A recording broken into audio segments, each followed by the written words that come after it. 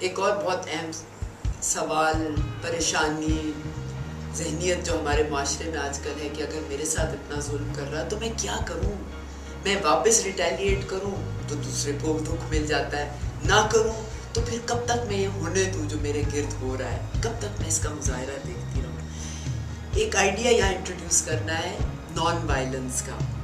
اس approach کو کس طرح اپنا حصہ بنا دیا جائے کہ میں کسی طرح اگر میرے بچے کو کوئی نقصان ہوا ہے تو اس کو کیسے میں برداشت بھی کر لوں اور دوسرے کو معاف بھی کر دوں. بہت مشکل ہے. دنیا میں سب سے بڑی ٹریجڈی جو ہو سکتی ہے وہ ایک ماں یا باپ کو اپنے بچے کو دفنانے کی ہوتی ہے، اور اس وقت یہاں بیٹھ کے میرا کوئی اسکرین پہ کمنٹ کر دینا کوئی بھی ایسی چیز نہیں ہوگی جو شاید کافی ہو، جو کسی ایسی ماں کا دل ٹھنڈا کر سکے. وہ تو یہی چاہتی ہے کہ بھئی اگر میرے دل کے ساتھ، میرے جگر کے ساتھ ہی ہوا ہے تو میں بھی کسی کو کروں گی تو پھر میرا جگر ٹھنڈ ملے گی اس کو. مشکل ہے.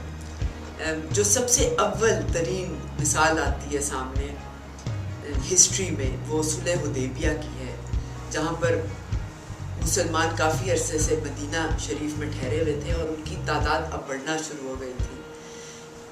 ان کا فیصلہ ہوا کہ ہم کیوں نہ مکہ جا کے عمرہ کریں.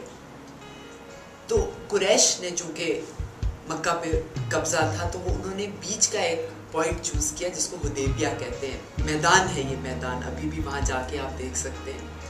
وہاں پر یہ ملے اور مسلمانوں نے ایک رکا پیش کیا قریش کو جس پہ 7 نکات لکھے ہوئے تھے. اس کا اوپر سب سے پہلے لکھا ہوا تھا لا الہ الا اللہ محمد رسول اللہ. قریش کے سربراہ نے اس کو دیکھا اور کہا لا الہ الا اللہ، ہم نہیں مانتے کہ اللہ ایک ہے.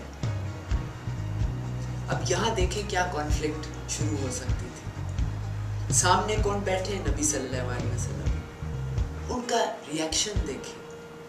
وہ کہتے ہیں اچھا نہیں مانتے، کاٹ دو.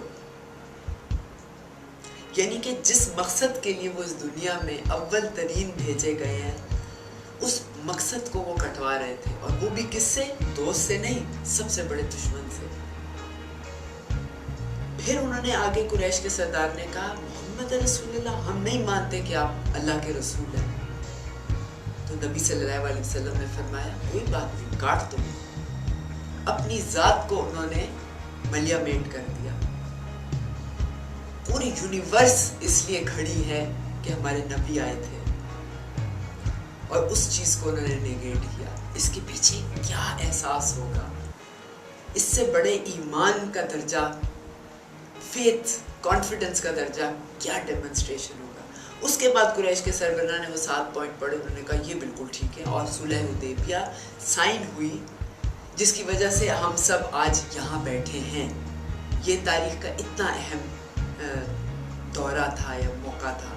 اگر وہ نہ ہوتا تو ہم لوگوں کی ہسٹری کچھ اور بن جاتی. ایسی چیزوں سے فیتھ لینی چاہیے. یہ صرف اسکول میں کتابوں میں پڑھائی ہوئی اسٹوریاں نہیں ہیں جس پہ ہم امتحان دے کے نمبر لیں. یہ اپنی ذات پہ کا ایک حصہ بنانے کا ہے جس سے ہمیں اپنے پہ یقین، خاص طور پہ ان حالات میں ہمیں اپنے پہ یقین اور فرگیونس یا معاف کرنے کا جذبہ پیدا ہوتا ہے. اور بھی بہت سی چیزیں. میں جب بھی گرتی ہوں، بہت گہرائی میں چلی جاتی ہوں پریشانی کی، تو ایک جملہ میرے کالیگ نے مجھے سکھایا تھا جس کی وجہ سے میں ہر دفعہ باؤنس بیک خود ہی ہو جاتی ہوں. اور پہلے انگلش میں بولوں گی پھر اردو میں اس کی ٹرانسلیشن کر دوں گی. انہوں نے کہا تھا بس ہمیشہ یاد رکھو کہ مڑ کے کسی بھی مشکل کو کہو don't tell your God how big the storm is, tell the storm how big your God is.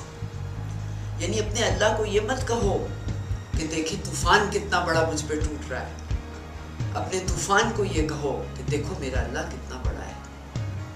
اور یہ 2 جملے جو ہیں یہ ہمیشہ کام آتے ہیں. اس طرح کا اپنا کوئی ٹریگر بنا لیں.